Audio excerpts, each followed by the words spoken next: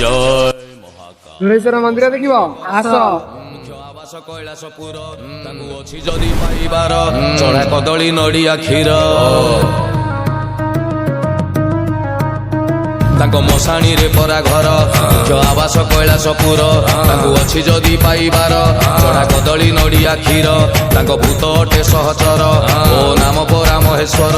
ତାଙ୍କ ଚାଲ ପିନ୍ଧା ବାବାଟିଏ ସିଏ ବାଉଁଶ ବଳା ଶରୀର।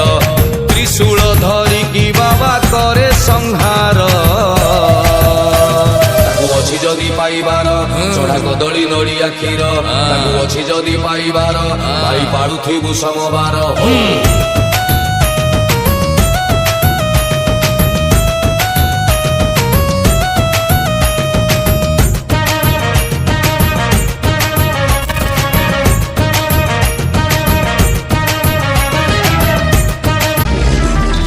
জয় মহাকাল। ধুরেশ্বর মন্দির দেখিব আস।